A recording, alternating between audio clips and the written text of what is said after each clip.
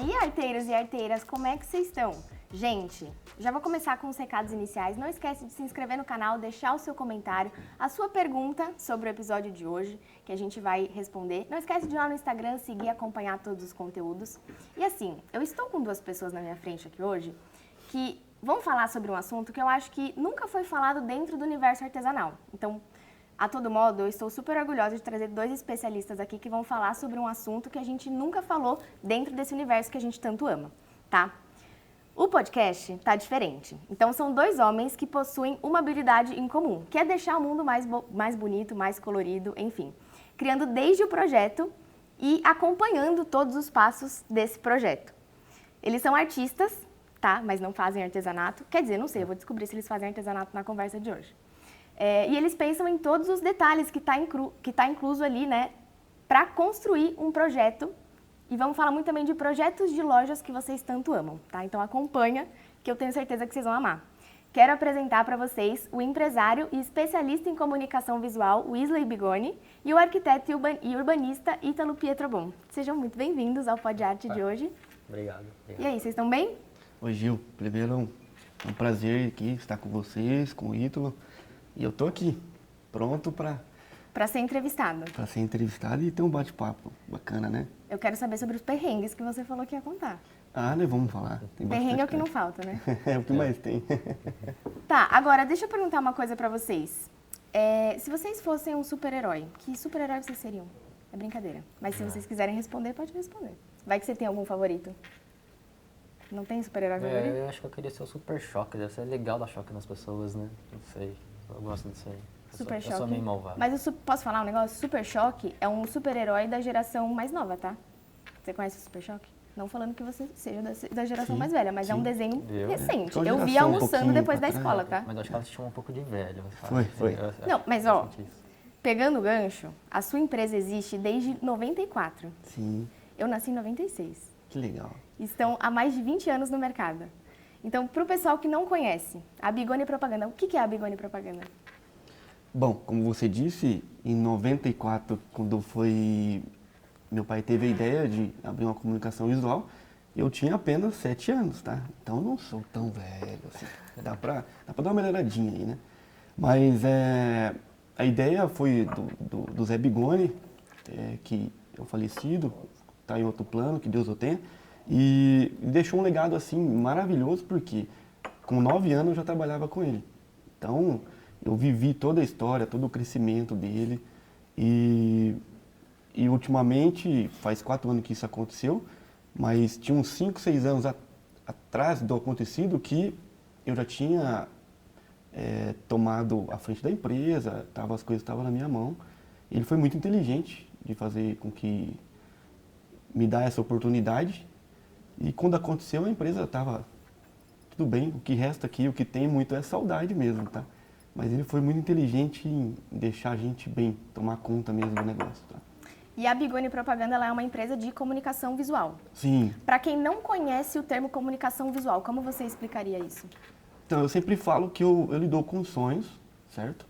E eu não gosto das pessoas que falam que eu vendo placa. Eu não vendo placa, eu vendo comunicação. Eu mudo o mundo. Então, eu tenho algo a mais do que vender simplesmente placa. Placa tem muita gente vendendo. Então, faço letreiro, mas é porque eu quero melhorar a comunicação do país, da cidade, eu quero deixar a cidade mais bonita. Quando a gente volta aqui para Center Panos, eu quero que a pessoa entre numa loja sabendo que aqui sim ela vai encontrar artesanato ou algo do tipo. Então, eu vendo comunicação visual. Para a pessoa chegar assim numa loja e se deparar com um letreiro, uma fachada. Isso. Já pensou que estranho você está procurando relógio e você entra numa loja de artesanato? Ia ficar frustrado. Então, a gente tem um trabalho magnífico que é entregar comunicação e aproveita e deixa a cidade bonita, né? É porque não é só colocar um nome na fachada, né? Você tem que transparecer toda a ideia do negócio, né? Sim. A vontade, as emoções, né? Você tem que colocar tudo isso na cara da pessoa ali, né? Você tem que transparecer. De um jeito curto e simples, você tem que transparecer isso para as pessoas que estão passando, né? Sim. Então não é só uma placa, não. E o bacana que é a parceria com o Ítalo aí, ele faz o projeto. Eu preciso da pessoa que faz o projeto Sim. para mim poder executar. Então, na verdade, quem está lidando com sonhos de verdade é o Ítalo. É o né? Ítalo. Ele que foi lá, entendeu o cliente, viu qual a necessidade, e a gente vai lá e executa o que ele planejou. Você, Ítalo, como arquiteto, como que a gente vincula o teu trabalho com o trabalho dele de comunicação visual? Na verdade, sim, isso que o Bruno falou é bem real, assim, não é só, seja uma placa ou seja uma loja mesmo, né, vamos dizer assim, não é só isso. Não é só isso. Tem todo um trabalho que a gente faz por trás ali, que é entender a necessidade da pessoa, o que a pessoa quer fazer, o que ela quer passar, onde ela quer chegar.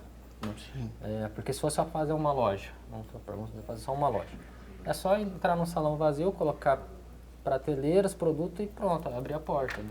Se fosse fazer só uma loja. Mas não é nosso caso, né? Não é o que deveria acontecer. É o que a gente também não faz aqui. Né? A gente sempre vai além. E aí quando a gente traz o Bigoni junto, a gente consegue agregar tanto a parte assim, de trazer o projeto, o que no nosso caso seria da Center Planos. Trazer o sonho de um franqueado em ter uma loja, junto com o padrão que a gente tem, a gente mescla isso num projeto, costura tudo bonitinho ali e faz um projeto legal. E aí é que a gente chama o Bigoni. Fala, Bigoni, a gente precisa executar isso daqui. E muitas das vezes não é só nenhum projeto meu aqui. A turma do Bigoni, o pessoal dele, ajuda bastante também. Como você também falou hoje, ó, não é só colocar um revestimento lá, tem outras condições que também vão mudar. Então não é só a gente entregar o projeto, o Bigoni também ajuda bastante. O teu projeto inicial, ele depende do teu projeto inicial? Sim, basicamente no nosso caso aqui de padronização da rede, depende sim, de uma certa forma. Porque, apesar de a gente estar na rede, que é padronizado, cada caso é um caso. Às vezes você tem cada prédio é um prédio, né? Então muda bastante. E às vezes a gente acaba tendo que adicionar algum detalhe, às vezes até por causa da condição do prédio, condição do local, da rua, da cidade. Às vezes a loja tem uma coisinha a mais que a outra não tem, então a gente acaba colocando ali. E a gente tem que fazer esse projeto um pouco mais detalhado e envia para o Bigoni. E aí a criatividade para fazer mesmo é do Bigoni lá, que tem a mão na massa lá, que entrega um negócio muito bom mesmo. Sim, hoje, para ficar um pouco mais claro, é assim, a Bigoni hoje conta com quase 40 pessoas lá, profissionais, tem uma equipe maravilhosa, desde o atendimento ao pessoal do marketing, e passa lá para a impressão, o pessoal que estão na produção, todo eles de alta performance e assim, faz com excelência mesmo, com maestria. O que ele falou é o seguinte, quando ele vai até o cliente, ele desperta o sonho, ele vai captar tudo isso. Então, ele vai ter que transferir isso para o papel, que no caso é o projeto. Eu também faço isso lá, mas aqui com vocês, na Center Planos, não, o Ítalo está fazendo essa parte. Então, ele vai lá, capta, vê todo o sonho, manda, depois a gente dá uma pincelada, porque é para ficar um jeito bom para produzir. Sim. Mas essa captação, esse primeiro contato com o cliente é o Ítalo que faz e faz muito bem, tá? Isso é um assunto interessante porque, assim, é uma pergunta para os dois, tá? A identidade visual, no geral, é muito pessoal, né? Então, por exemplo, eu vou abrir uma loja. Tudo bem que as lojas da Rede Center Planos, o Ítalo, ele é arquiteto da Rede Center Planos, já tem um padrão, né? Agora, imagina, sei lá, eu vou abrir uma loja de brigadeiros, uma loja da GO, de brigadeiros. Uhum. Eu tenho uma identidade formada na minha cabeça e eu quero transparecer um pouco dessa minha identidade. Só que às vezes o que eu penso não é o mais vendável ou não é o que vocês acham bom ou não. Uhum. Então eu queria saber da opinião de vocês. Até onde vai o gosto da pessoa e até onde vai a opinião profissional de vocês de olhar e falar, não sei se vai ficar legal não. Tá. O que eu vejo... Posso? Pode, por favor. O que eu sempre penso e eu faço e executo eu quero ouvir o cliente, porque isso faz muita diferença para mim, porque eu quero entender o que passa pela cabeça dela, qual que é o sonho. Mas eu me torno dono daquela loja, dono daquele negócio e faço como se fosse para mim. E aí, na maioria das vezes, 99% é que eu consigo atender a expectativa do cliente. Porque eu investi com a dor que ele tem, com o sonho que ele tem e fiz como se fosse para mim. Então tem que ser muito bom para mim, para ser bom para ele.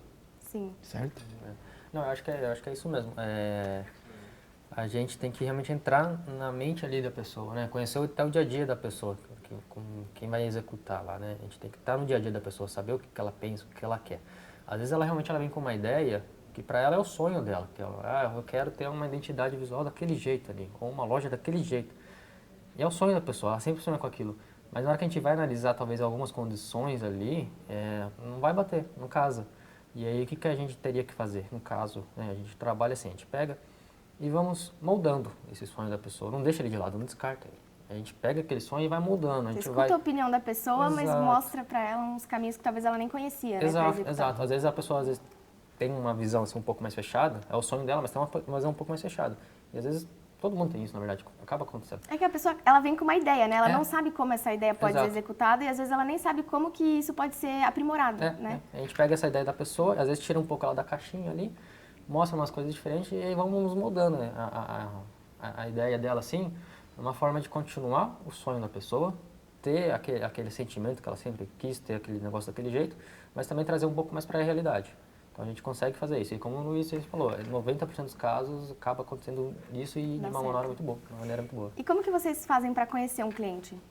Porque eu acho que tem que ser um negócio muito a fundo, né? Entender realmente o que a pessoa pensa, o que ela faz, o que ela quer. Assim, ó, a primeira coisa é você conhecer ele, é sentar com ele, bater um papo, entender a origem dele, de onde ele veio, como ele começou, por que ele quer fazer aquilo, seja uma loja, uma casa, qualquer coisa que seja. Por que ele quer fazer aquilo? Qual que é o motivo dele? Às vezes ele quer ter uma loja, por que você quer ter uma loja? Eu não quero mais ser funcionário, eu quero ter meu próprio negócio. Legal. E você sempre sonhou ter algum negócio específico? Sim, sonhei. Ter uma loja de artesanato. Então vamos trabalhar para ter uma loja de artesanato. Agora me diz, você faz algum artesanato? Você gosta de algum artesanato específico? Vamos entender onde você quer fazer. É entrevistando mesmo, Exato, né? É uma entrevista, é uma conversa franca. Então você faz entrevista com as pessoas. O Bigoni estava me falando aqui que ele nunca esteve na posição de entrevistar alguém, mas ele entrevista os clientes para saber a fundo, né? O que a pessoa pensa, o que ela faz e o que ela quer no projeto final, né? Sim. A gente faz isso no dia a dia. Eu tava brincando com você, mas é bem o que o Ítalo falou, e a gente vai criando algumas habilidades, porque às vezes a gente vai conhecer a pessoa, mas a gente já sabe tudo que ela vai falar. Sim. A gente só quer só confirmações, entendeu? Acontece. Acontece, né? Mas como assim? Você já chega na pessoa já sabendo... Já sabe, você aprende a ler, você conhece, você sabe o que é o segmento dela. Então você vai ouvir porque você quer algumas confirmações. Mas de tanto que se faz... E detalhe, quando a gente vai esperando essas confirmações, mas quando a pessoa sai fora da casinha ali, ela fala alguma coisa diferente, é até legal. Sim. É até legal, porque às vezes a gente pega algo assim... Você vai esperando, cria uma expectativa, você sabe que vai ser daquele jeito e a pessoa fala, não, mas eu quero fazer algo que seja diferente, eu quero que seja algo que seja o destaque da cidade. Sim. Aí você sabe, opa, não vai ser padrão, vai ser algo mais diferenciado. E as pessoas que estão abertas para isso, geralmente acabam se destacando. Sim. Então, eu acho que isso é bacana. Cara, isso é muito legal porque, assim, vocês dois falam sobre um assunto que, como eu falei, a gente não fala muito no universo artesanal hoje, né? Mas todas as dicas que vocês estão dando aqui são dicas que as artesãs elas podem assistir e aplicar para o trabalho delas, né? Não necessariamente todo mundo que está vendo a gente tem uma loja, tem um ateliê, mas a pessoa, ela faz uma encomenda. Então, eu imagino que fazer uma encomenda tá ligado muito com o que vocês fazem, que é entender a pessoa que está do outro lado, a pessoa chega e fala, eu quero encomendar uma bolsa. Tá, mas a bolsa vai sair 100% se a pessoa entender por que a pessoa quer a bolsa, do que ela gosta. Isso é muito na parte, sim. Se você entender a pessoa, você for a fundo nisso, você sai da área genérica. Você consegue entregar um produto que vai ser a cara da pessoa, que a pessoa vai se identificar com aquilo lá e assim, pronto, tá feito o negócio. Você vai fidelizar o cliente, você vai conseguir criar a sua própria identidade ali mesmo, mas entregando algo específico para as pessoas. Dicas de atendimento aqui, né? É muito legal. Aí uma dica bacana é sempre a pessoa vir falar com a gente e ser um pouco maleável, entender que ela tem um sonho, e isso é fantástico. Mas a gente entende, a gente tem uma bagagem disso. Então, se eu vou escolher um carro, eu vou perguntar para uma pessoa que entende de carro. Então, vai fazer uma fachada, vai fazer um projeto, tem que ser para uma pessoa que entende disso. Sim. Certo? E as coisas vão ficar bem. Foi aquilo que eu estava comentando, que não é, no caso de loja, não é só abrir uma loja. Você pode abrir uma loja, vou lá no computador, abro minha empresa, tudo, compro umas prateleiras, ponho lá e subo a porta, estou vendendo. Não é. Você tem que realmente ter alguém por trás com uma bagagem para te ajudar a criar. Porque do outro jeito pode dar certo? Pode, mas a chance de você ter um sucesso maior atrás com um profissional te dando um suporte, assim, é bem... Meu, esse bem negócio é curioso, que me fez lembrar, é muito importante esse projetos de arquitetura e identidade visual é muito presente no nosso dia a dia, né? E as pessoas, eu acho que às vezes não param para reconhecer o quão importante isso é. Inaugurou, sei lá, há um ano atrás, mais ou menos, perto da minha casa, um mercadinho, chama Mercadinho do Zé. E aí eu passei lá na frente, eu precisava muito comprar um negócio, eu não queria parar no mercado, eu falei, nossa, eu vou parar aqui, eu compro mesmo e vou para casa. Beleza. E aí eu conheci o pessoal, dava pra ver que assim, era uma garagem, eles abriram ali um negocinho e começaram, sabe? E aí eu conheci, comecei a conversar com o pessoal, virei cliente. E aí, recentemente, eu tava passando lá na frente, eles fecharam e abriram do lado, só que agora eles estão com uma puta de uma fachada e fizeram ali a identidade, estão lá, em breve, nova inauguração. E aí eu olhei e falei, caraca, eles cresceram, olha que legal, eles estão transformando, né? E traz esse ar mais profissional, né? Porque quando eu passei ali na frente a primeira vez, eu falei, não sei muito bem, né? Eu só vou realmente comprar o que eu preciso e é isso, né? Não ia ser uma cliente. E aí depois eu olhei e falei, nossa, eles ampliaram, né? E agora todo mundo ali que passa na rua olha e sabe o que é, sabe quando vai inaugurar, sabe o que vai acontecer, né? Isso vai muito nessa questão que a gente tá falando mesmo. Às vezes ele começou de um jeito mais, vamos dizer, próprio dele ali, sem muita ajuda, não sei o quê, apenas para começar. E agora talvez ele tenha realmente visto, falar, ó, eu preciso profissionalizar aqui a minha saber a hora de investir nisso, marca, né? Exato. Eu preciso profissionalizar minha marca, meu negócio aqui para poder dar um passo adiante. Sim. Então, provavelmente é o que ele tenha feito agora. Né? Sim, e o curioso é que assim, ele não ampliou de tamanho, ele tá melhorando a identidade. Sim. Isso é muito legal, porque, por exemplo, quem vende muito, a primeira coisa que pensa é, vamos aumentar. E às vezes não, né? Eu achei interessante. Ô Gil, eu sou prova viva disso, que eu trabalho com comunicação visual e eu não tinha uma fachada bacana, tá? Ah, é? É aquele famoso ditado, a casa de ferreiro, espeta de pau. Era muito isso. Então, se você pegar a Bigoni de 7, 8 anos atrás, não tem muita diferença hoje no crescimento. Porque a Bigoni já era a Bigoni de hoje. Só que não estava tão exposto, não estava com a fachada adequada, não estava com identidade, um logo legal. Então isso faz toda a diferença. Fez a diferença para mim, que vendo isso. Né? Com certeza. Sim. A casa arrumadinha é tua história, né? Isso aí. E eu tenho uma pergunta para os dois também. Há 20 anos atrás não existia celular, né? Então as pessoas, elas prestavam mais atenção no que elas viam na rua. Sim. Hoje em dia eu acho que é mais difícil prender essa atenção das pessoas. Vocês concordam? Eu concordo, porque as pessoas estão muito olhando para a câmera. Só que assim, quando ela está em movimento, ela precisa de chegar em algum lugar. Sim. E eu estou lá.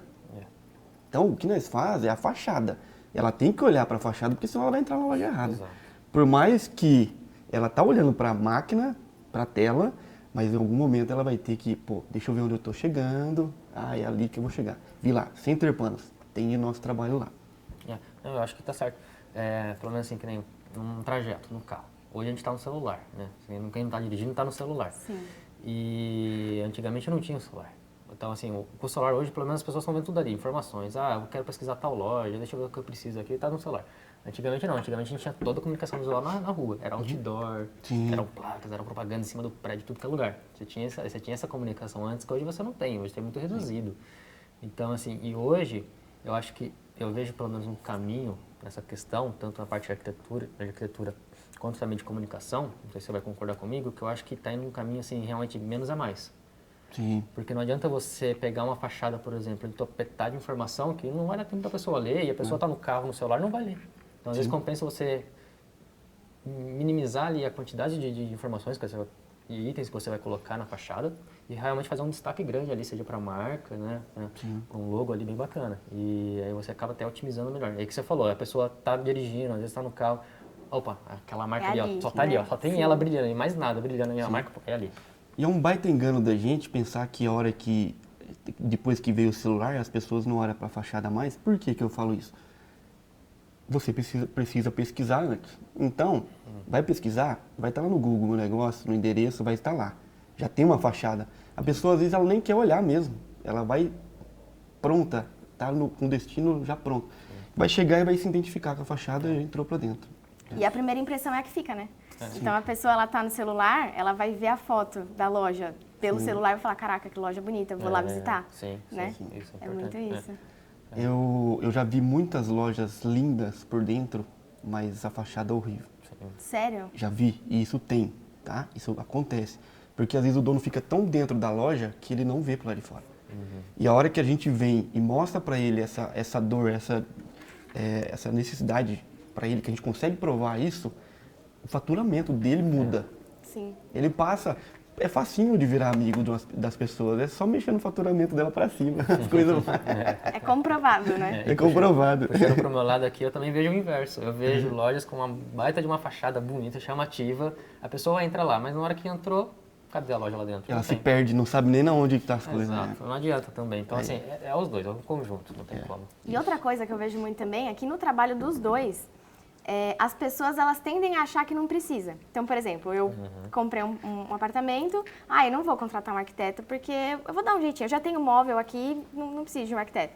E aí eu tô com uma mesa lá que não cabe em lugar nenhum porque eu comprei o tamanho errado. Se eu tivesse um arquiteto para ter me ajudado no projeto, teria sido melhor. Né? Então, vocês acreditam muito nisso, assim, o quanto que vocês podem facilitar a vida da pessoa e economizar de dinheiro dela? É uma economia, né? Acaba que vira uma economia. A pessoa contratar o serviço de vocês antes de sair comprando e depois ter que refazer, não é? Hoje eu já tenho projetos direcionados para mostrar para ele essa dor, essa necessidade. Então, eu faço muito projeto freela para mostrar para ele, falar assim, cara, você não está vendo isso, dá uma olhada nisso aqui, nisso aqui, nisso aqui. Olha o que a sua loja vai virar. Olha o que os clientes vão pensar de você. E acredite, a pessoa não dorme mais, viu? E ela fica, nossa, eu não sabia que estava tão feio. Porque eu mostro o antes e o depois, as coisas fica clara, né? Sim. Tem clareza do negócio. Sim. É algo que as pessoas... É que entra muito parte técnica, né? As pessoas não têm domínio. Então, elas não conseguem ter a dimensão, né, de questão de custos, né? Mão de obra. Às vezes você acha que só vou contratar para fazer um negocinho ali, pronto. Não é.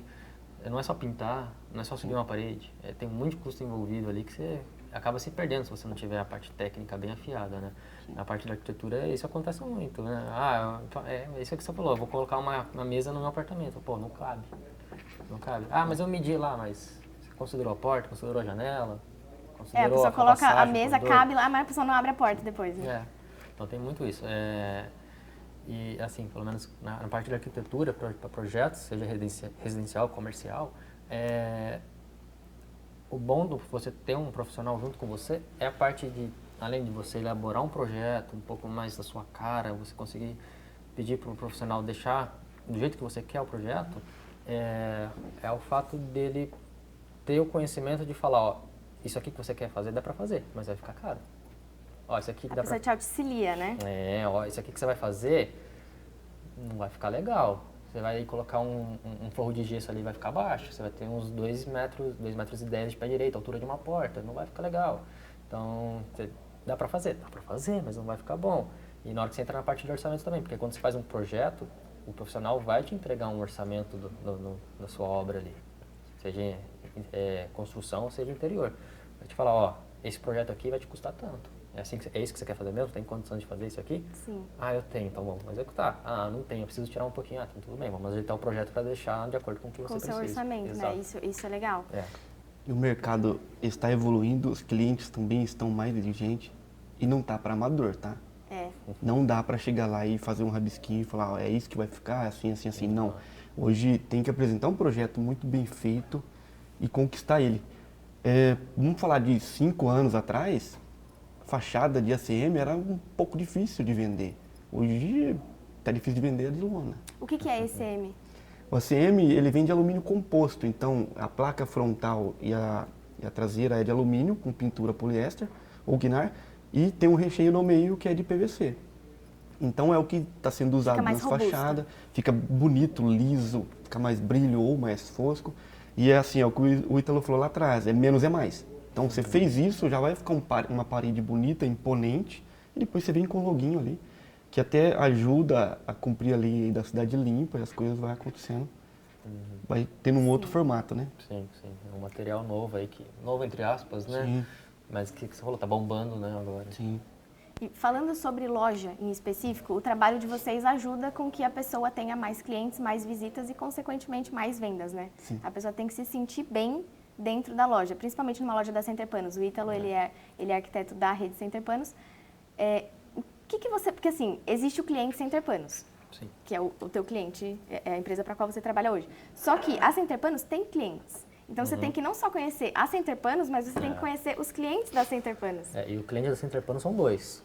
São os fregueses das lojas e são os franqueados. Sim. Então a gente tem que analisar esses dois aspectos. Então o primeiro passo é conhecer o franqueado. Vamos conhecer o franqueado. Aí volta naquilo que a gente falou, a entrevista com ele, entender o que é o sonho dele. Beleza, entendemos o sonho dele, vamos ver se compactua com o que é a realidade do local ali. E aí na hora que a gente vai estudar essa realidade do local, a gente vai conhecer a rua, a gente vai andar na rua, a gente vai colocar o pezinho ali, vai andar todo na região ali onde for implantar a loja, conhecer e entender características de lá, né? Não é só chegar, o projeto é padrão, dá um Ctrl+C, um Ctrl+V lá, que não vai funcionar. Sim. Então, por exemplo, tem cidades que têm uma característica mais forte de um certo tipo de artesanato. E aí a gente vai puxar a loja para esse artesanato. Tem outra loja, por exemplo, linhas, né? Vamos supor que nessa cidade aqui o forte é linhas. Então a gente vai puxar essa loja para característica Chamar mais de linhas. atenção ali, Exato. Outros é tecido, então a gente vai puxar a loja lá naquele lugar para tecidos. Outros é tinta, então vai variando. Então a gente faz todo esse conhecimento para poder chegar num negócio que você falou, é conhecer tudo geral, né? Conhecer geral. Sim. Então a gente vai atrás disso mesmo. Eu tenho um case de sucesso, um dos, que o cliente tinha um restaurante, tem um restaurante, né? E a esposa dele, que era cozinheira, comida mineira, tempero maravilhoso, só que assim, ele não conseguia crescer. E eu já tinha feito um projeto para ele de fachada. E ele travado, não vou fazer, ficava procrastinando isso.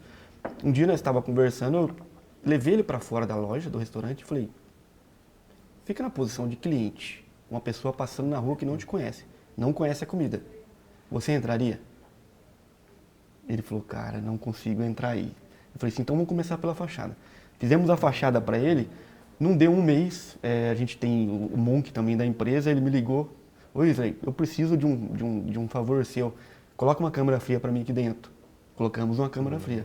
Depois de meses eu falei com ele novamente, oi Isley, eu não tenho espaço, agora eu estou com problema de espaço. Então, mas o faturamento, questão de fazer rodar o negócio, a fachada fez total diferença. Sim. Hoje, com o avanço da tecnologia, eu acho que as pessoas elas se tornaram tomadoras de decisão.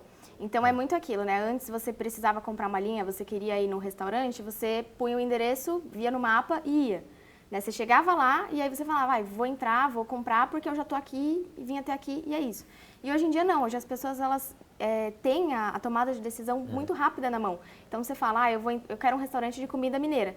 Você não vai até o restaurante sem você pesquisar no Google antes. E a foto da fachada, a foto do restaurante em si, a opinião das pessoas, tá ali. Né? Então a pessoa ela vai ter a primeira opinião do restaurante sem nem entrar, sem nem sentir o cheiro, sem nem ver o ambiente. Ela vai ver online, ela vai colocar lá, puta, não gostei, deixa eu procurar outro, porque esse aqui não me pareceu legal não.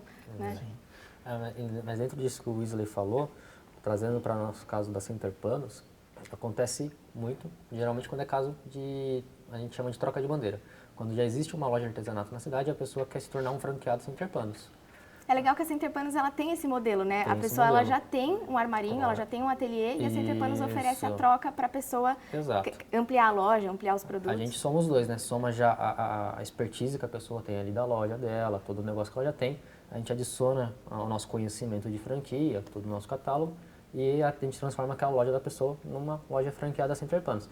E aí sempre acontece bastante disso. A gente pega a loja lá, a gente vai ter que, vamos dizer, dar um banho de loja lá para transformar num padrão nosso. Então a gente vai dar uma mexida na loja lá, seja na parte interna, para deixar ela aconchegante, deixar ela mais fácil de andar lá dentro, de se localizar, de expor melhor os produtos. A gente faz esse tratamento dentro da loja, trazendo também a comunicação visual na parte interna. E também a parte externa, a gente faz a troca da fachada da pessoa para uma fachada padrão nossa. E aí quando a pessoa depois reinaugura a loja, sendo uma franquia, aí a gente vê um crescimento ali muito... O pessoal fala, nossa, né? Exato. Então, assim, às vezes, isso também vai, lógico que vai muito da parte da franquia, de ser uma franquia, de ter toda a expertise da franquia, mas também da gente aplicar o projeto nosso lá, né, de arquitetônico e de comunicação, transformando a loja ali. Então, às vezes, a pessoa tinha uma lojinha lá, que não tinha um projeto bom lá dentro, não tinha uma fachada chamativa, não tinha uma fachada boa, mas tinha a lojinha dela lá. Aí quando a gente implementa essas mudanças na loja, o movimento dela aumenta, porque a loja, além de ser a franquia reconhecida, passa a ser uma loja visível na cidade. Sim. A pessoa fala, olha que loja aconchegante, loja legal de entrar, olha essa fachada, chamou atenção, vou conhecer.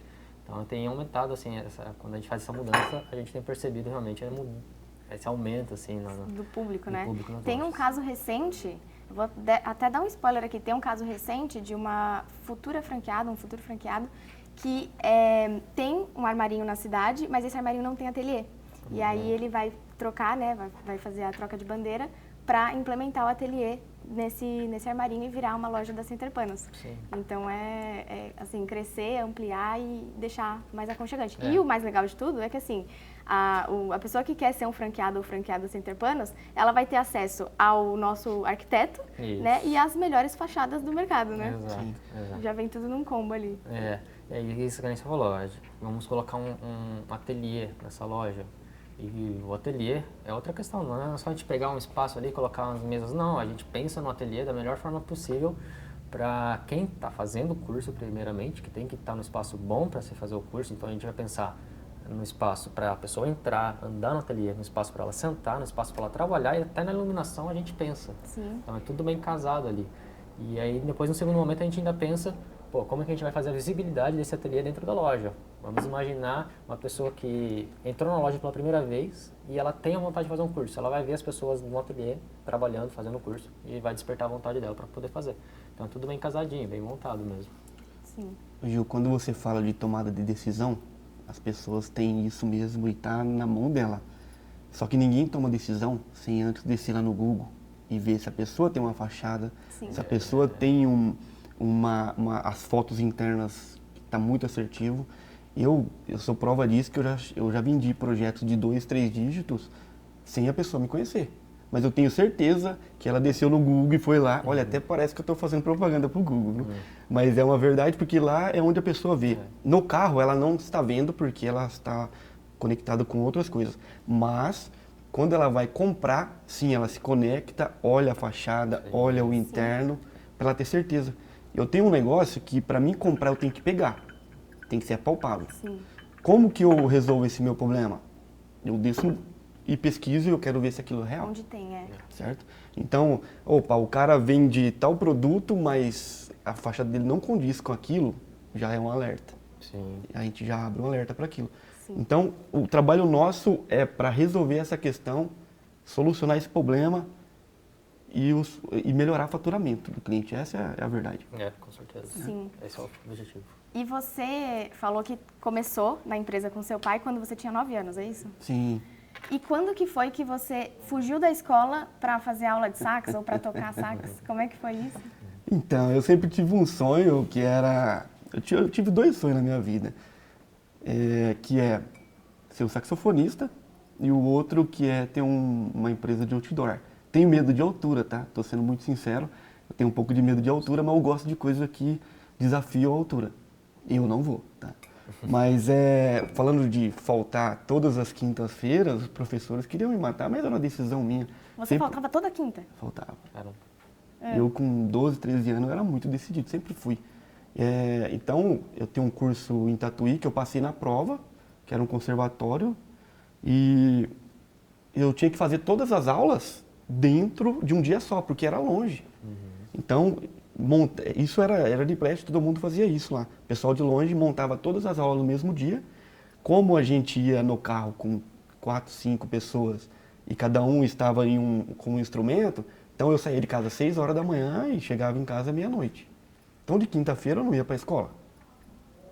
Depois eu pagava matéria, pagava aula lá, fazia um som na rádio da escola e as coisas aconteciam.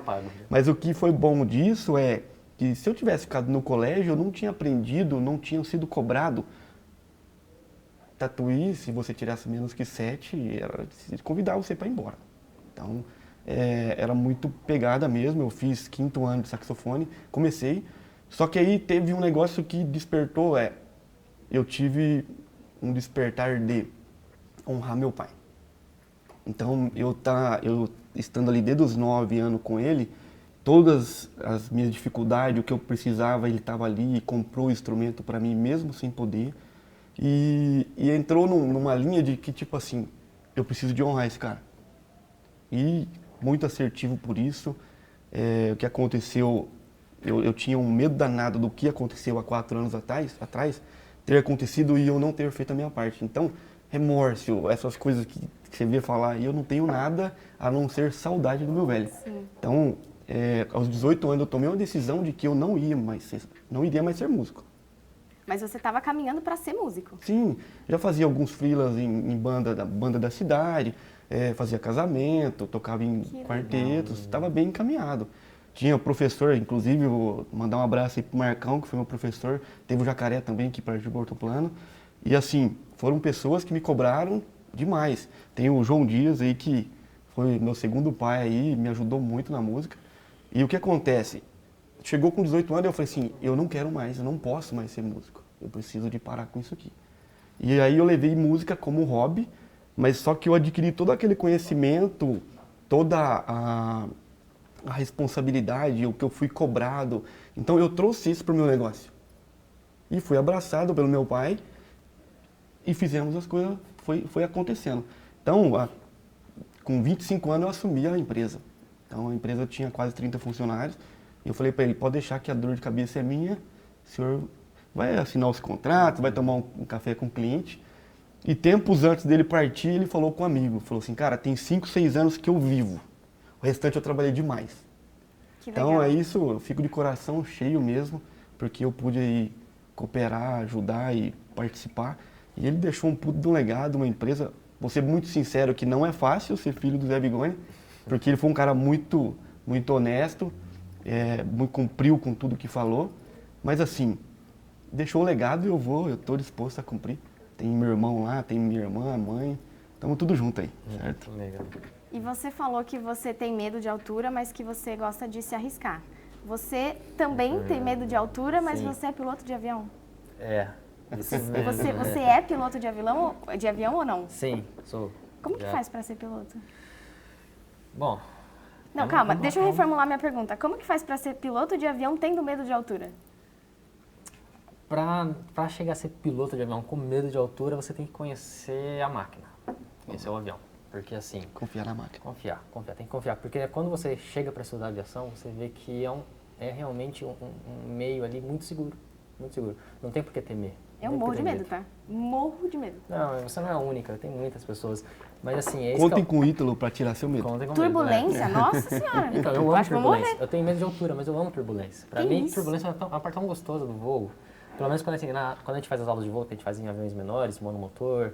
Então, são aviões bem pequenininhos, né? No Cessna. Então, é um avião que assim, a gente fala que tá voando lá, a gente pega térmica. Térmica é uma massa de ar quente e que sai do solo, né? O solo esquenta, a massa de ar que está colada, então ela sobe e ela começa a subir e ela vai dando pancada no avião. Então quando a gente pega para fazer aula nesses aviõezinhos assim, próximo ali do meio-dia, 1h da tarde, que o solo está quente, o ar começa a subir, você vai voando, é só pancada no avião. Então é turbulência o tempo todo, você fica pulando assim, ó, o tempo todo no avião. E aí, depois disso eu comecei a amar a turbulência. Então quando eu faço uma viagem, eu espero turbulência. Então eu gosto. Mas assim, o medo de altura, nesse caso, ele é nulo depois do momento que você conhece a máquina. Depois que você entende que turbulência não derruba avião, sabe? Essas Será coisas assim. que não? Não derruba. Turbulência não derruba. Então depois que você conhece a máquina, conhece os procedimentos, as normas, você vê que se o avião está voando, é porque ele pode e não vai dar ruim. Então você entende a máquina. Então você perde esse medo de altura. Mas agora assim, paraquedas? Não. Nem pensar. Vixe, se eu subo no 10º andar de um prédio e olho pra cima, eu já cago de medo. Então... Colocar uma fachada Ah, não, é com o Bigoni. no andaime. Não me chame pro MUC, não. Tá tranquilo. Tá tranquilo. Ele vai. confia na máquina, avião, A máquina, turbina, avião, isso o aí. corpo, é isso que ele Exato. confia. O resto... O resto não confio mais, não. Não, eu tenho medo de altura real. Desde quando que você pilota? Não, é recente. Tem uns 2 anos que eu tirei a habilitação. E você quer seguir com isso? Olha, é meio vago isso ainda pra mim, não sei. Principalmente no Brasil o mercado é bem complicado, né? O mercado de aviação assim, é bem complicado. Mas eu pretendo sim tirar outras habilitações, né, que permitem a pilotagem de outras aeronaves, multimotores, aviões a jatos. Então, eu pretendo sim ter essas outras habilitações, mas até onde ir, Mas não sei. você tirou a habilitação com qual objetivo? Conhecimento mesmo? Eu sou apaixonado por aviação, desde criança. Desde criança eu estudo aviação, sabe? Meu pai, eu lembro, eu criança, meu pai passava na banca toda semana para comprar o lançamento da revista, que era semanal. Nem existe mais a revista hoje, mas meus pais passavam na banca toda semana. Eu com 6, 7 anos, eu lia essa revista toda semana. Então, assim, é algo que eu gosto muito de criança. Não sei o porquê, tá? Não sei o porquê. Dizem que é um vírus, você gosta de aviação por causa de um vírus, que um mosquitinho te pica, você pega esse vírus e gosta de aviação, não tem um motivo. Então, eu gosto disso desde criança e eu falava, não, eu preciso ser piloto. Eu gosto de aviação, então eu quero ser piloto. Pode-se dizer que hoje é quase um hobby, né? É um hobby pra mim, mas é algo que... Mas você pilota ainda? Sim. As pecinhas vão se encaixando. Na verdade, o Ronaldo Center Panos precisa de piloto também, né? A Bigoni também precisa de piloto. Então, tá não tem ninguém para nós confiar melhor do que no Ítalo, né? Não, ele tá dentro, né? Pô, já vai voando. Vai levar nós pro pau? Não pode. Vamos fazer um projeto de fachada ali. Você cola avião põe num piloto automático e já vai fazendo um projeto mesmo, né? Isso aí. E quando você escolheu sax, por que sax? Porque é um instrumento um tanto quanto diferente, né? Eu cresci e eu vim desde muito menino na igreja, né? Então eu acho que eu tenho aí. E tenho também o incentivo do meu pai, que tocava muito violão, tocava muito acordeão, era maestro na igreja, então eu cresci nesse mundo. Essa é a verdade. E o saxofone foi o que me tocou. A época do Kennedy. Kennedy fez um baita de um sucesso, um puta de um saxofonista. E... No elevador do meu prédio toca. Ah, é? Uhum. Eu fiz isso muito na escola. Pensa que eu era bonito pra caramba tocando saxofone na escola. Aí chamava a atenção de geral. Em geral. Cara, eu quase fui pra saxofone. É mesmo? Que legal. Só que eu acabei pra bateria. Eu fui começar a aula de música, eu falei, eu quero fazer saxofone, porque eu sempre achei lindo, cara. Eu adoro blues, jazz, então eu adoro. E aí quando fui fazer aula, eu tava lá na escola, falei, sax ou bateria? Aí eu vi aquela bateria montada, assim, falei, nossa, é bateria. Aí fui pra bateria. Eu já vi que de música você tem bom gosto, parabéns por isso. Eu tenho um menino, Brian, tem a Laura, meu Brian tem 5 aninhos e tá tocando muito bateria já, pela idade dele. Acredito muito aí que na hora que ele tiver com seus 15 anos vai ser um estouro aí, vai ser muito bom. Você vai incentivar ele na música? Ah, demais. Sabe que a disciplina da música muda tudo. Sim. Entendeu? No meu ramo de comunicação visual, é muito fácil de eu dispersar, é muito fácil de eu achar que eu sou alguém, sabe assim, eu não gosto do ego, eu não gosto de vaidade, essas coisas não fazem parte da minha vida, certo? E eu tenho muito que eu trouxe isso lá do saxofone, porque eu fui criado, fui corrigido ali por mestres que sabiam o que estavam fazendo, era tudo pessoas que faziam isso com maestria. Então, eu quebrei todo esse negócio de ego, de vaidade, você não vai levar nós para lugar nenhum, certo? Então, a disciplina me faz bem, me faz hoje um Wesley diferente. E é isso que eu quero para os meus filhos. Não que eu estou colocando também o que eu acho neles, depois eles vão escolher o que eles querem da vida, mas enquanto eles estiverem ali perto de mim, sim, eu tenho que dar uma forcinha para as coisas acontecerem. Livre e espontânea pressão. Livre e espontânea pressão, né? Por que eu tive uma escolha que fala que é uma escolha de trabalhar em comunicação visual. Sim, eu gosto do que eu faço, mas a princípio era honrar meu pai. Ele me colocou no mundo, ele fez tudo o que era para fazer e chegou a hora de eu fazer o que era para fazer, eu fiz, tá tudo feito. E ainda fui presenteado aí com uma empresa gigante, com profissionais ali e todo esse universo de pessoas boas, porque eu sempre falo, meu pai foi embora? Foi, mas parece que o mundo, o universo me trouxe um monte de pai. Eu tenho Carlos Alberto aí da Sambaíba, que tem como um pai, tenho o Ricardo da Advance também. Você vai conhecendo pessoas, né, Sim, que te ajudam. Tenho Jair, Percival, esses caras me abraçam, eles me acolheram de uma forma que eu falei assim, pô, meu pai está aqui, tá tudo bem. Sim. E a Bigoni é uma empresa familiar, né? Sim. É uma empresa familiar. É uma empresa familiar. Falando de empresa familiar, como que é trabalhar numa empresa familiar? E, de novo, a pergunta é para os dois, porque o Ítalo, os seus pais são franqueados Center Panos, né? Então você trabalhou numa empresa familiar e você veio né, de uma empresa familiar também. Como é que é trabalhar com a família? Olha, é maravilhoso. Eu tenho isso que eu vivia mais com meu pai do que com a minha esposa. Que eu chegava na empresa às 7 horas da manhã e eu chegava de volta em casa às 10 horas da noite. E assim, parece que foi pouco tempo que eu vivi com ele, mas eu vivi muito. Tem pessoas que não têm esse privilégio, não têm essa oportunidade de viver o tanto que eu vivi. E voltando para a questão familiar ali, sim, tem alguns problemas? Tem. Em todo o ambiente vai ter problema. Onde tem um ser humano, tem. Mas resolver isso só me fez mais forte. Então, mas aí, por exemplo, vocês brigavam na empresa. Aí chegava no almoço de família no domingo. Trazia esse assunto de novo ou não? Vocês dividiam, empresa é empresa, família é família. Como é que era? Você consegue fazer isso até enquanto as pessoas estão afim de fazer dessa forma. Não depende só de uma pessoa. Não né? depende só de uma pessoa. Eu hoje passei por várias dificuldades, vários perrengues na empresa, que para mim todo mundo é igual que era, mas assim, eu sei que as pessoas não veem dessa forma e eu super respeito. Tá tudo bem. Mas eu sempre dividi. Eu era o cara que estava sentado com o Zé Bigoni, falando de negócio, sendo muito duro, às vezes ele sendo muito duro comigo. Uma pessoa fala assim, cara, como que você consegue falar desse jeito com seu pai? Tem que aprender a separar o profissional do pessoal. Então, a gente estava discutindo um assunto, nunca faltou com respeito. Mas daqui um pouco nós estávamos almoçando, tomando um café, mudava de ambiente, a coisa anda, entendeu? Não tem, eu acho que assim, a dica é só saber dividir, sabe? E largar a mão de ser dolorido, né? Porque... Não guardar rancor, né? Não guardar rancor, isso aí atrapalha a gente crescer. Isso eu aprendi muito com meu pai. Meu pai foi um excelente homem, um excelente pai, porque eu nunca vi meu pai falando mal de alguém ou reclamando de algo. Isso é um puta de um exemplo que ele me deu. Então ele não era um cara dolorido. É um cara que tinha 5ª série. E era crescido. Era muito grande, né, nessas questões. Então, não tem tempo para ficar guardando mágoa, Sim, não tem tempo para ficar viver, discutindo né? coisas que já passaram. E o negócio é, o que a gente pode fazer com o que a gente tem? Qual que é o melhor? E a vida que segue. E no seu caso, como foi?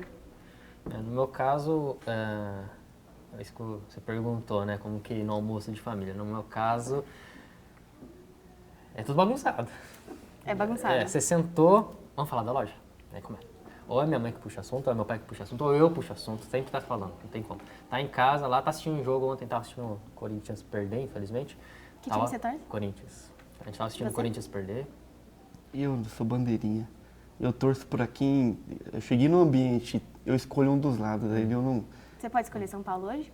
Posso, Então tudo tá. bem. Pode continuar. Ainda bem que você não escolheu o Corinthians, onde você não ia arrepender.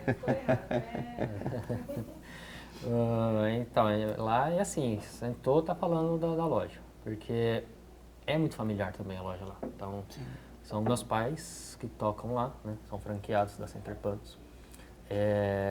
Estamos lá com 7 anos de franquia, mas no total da loja já passa 16 anos de loja no total, então tem bastante tempo. E sempre foi familiar, então sempre é meu pai, minha mãe que tá lá, e também sempre nesse mesmo ramo de artesanato, né?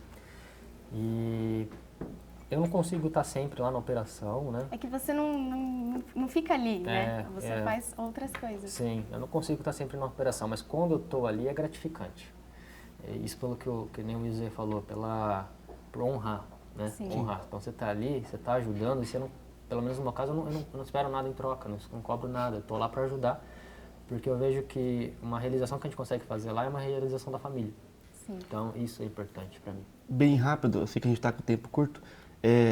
Quando se fala empresa familiar, passa no modo pejorativo ali de que é um negócio bagunçado, que não tem, que as coisas...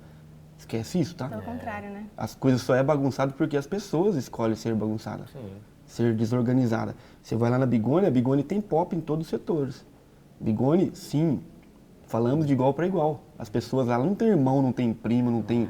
Não existe isso. Lá Eu acho que uma empresa familiar que não é organizada, ela acaba que não dura tanto tempo. Assim. É uma prova disso que a organização existe, porque senão não teria quase 30 anos. Exatamente. E a gente conheceu o Bigoni lá em Paulínia, né? Sim. O Bigoni, né? Lógico que meus pais tinham antes lá, né? De ser Center Puntos, o Bigoni que fez a fachada lá. Legal, muito bom. Foi a fachada lá que foi feita pela Bigoni, isso deve ter sido lá para 2011 por aí, Bigoni fez, e aí foi que a gente conheceu. E aí manteve contato. Aí eu entrei aqui para a rede, para a franquia, e estava se precisando de uma empresa de comunicação competente, boa, com material bom, com pessoal bom. E quem melhor do que o Bigoni, que é uma empresa familiar, perto da gente, com um material excelente. Então, Exatamente. falei, vamos pra lá, Bigoni, vamos somar com a gente. Vamos Aí, vamos hoje na parceria aí. Que é o que muda, é disciplina, é compromisso. Eu, há 2 semanas atrás, eu fiz uma indicação de um trabalho, de um profissional, e chegou um dia antes, ele não tinha concluído, e eu fiquei com ele até 5h30 da manhã para poder entregar a loja para o cliente, que não era nenhum problema meu. Mas entregamos a loja, 10 horas, foi inaugurado, tá tudo bem. E isso acho que da nossa área que é muito importante, que nem no nosso caso o Bigoni falou, a gente não entrega só o serviço, a gente entrega uma parceria. Né? Que nem até o Bigoni comentou do... Você vai uma viver consultoria o sonho da junto, pessoa, para fazer aquilo acontecer. Exato. Que nem o Bigoni falou do caminhão Muck lá para colocar um refrigerador lá. Pô, ele não precisava fazer isso. Não. Ele fez. Ele fez. No nosso caso também, a gente não é só entregar a loja, montar a loja, abrir a loja, inaugurar e acabou. Não, a gente entrega o serviço do projeto, o serviço de franquia, o serviço de consultoria e o além, que é a parceria. Então, esses caminhos são importantes de a gente traçar também, né? Por isso que você falou, ir atrás de um profissional, alguém que tem um conhecimento, é importante, porque não é só o serviço. Bigoni, A base de tudo está, o segredo é em servir. Servir. Quando você está disposto a servir, você faz coisas que dinheiro não paga, você faz coisas que você vai ganhar amigos e você faz coisas para o próximo. Né? É o amor ao próximo. Então a gente tem isso dentro da empresa. O que eu posso fazer de melhor? É o servir. Deixar as redes sociais da Bigoni para quem quiser acompanhar, né? Vamos deixar aqui embaixo, produção, as redes sociais. Sim, bigoni.propaganda, né? No Instagram. Isso. E o site bigonipropaganda.com.br. Show, a gente vai deixar aqui embaixo. Quem quiser, né, fazer um projeto, estão aí, certo? Certo. Gente, adorei o bate-papo com vocês. Eu acho que foi um conhecimento muito diferente do que a gente sempre traz, que dá para tirar várias dicas, né, de como vender, como atender o cliente, como, né, pensar em crescer a tua empresa, né? Às vezes a gente pensa que crescer significa aumentar, mas não, é melhorar o que já tem. Então, enfim, eu acho que o papo com vocês foi extremamente legal. Adorei, obrigada pela presença. É isso. Tá? E vocês que assistiram a gente, não esquece de se inscrever no canal, já falei, acompanhar os conteúdos lá no Instagram e comentem aqui o que vocês acharam desse programa, desse aulão que a gente teve, né, sobre empreendedorismo. Certo? Gente, muito obrigada mais uma vez, tá? Eu que agradeço o espaço. Eu que agradeço, gratidão. Muito obrigado. Beijo, galera!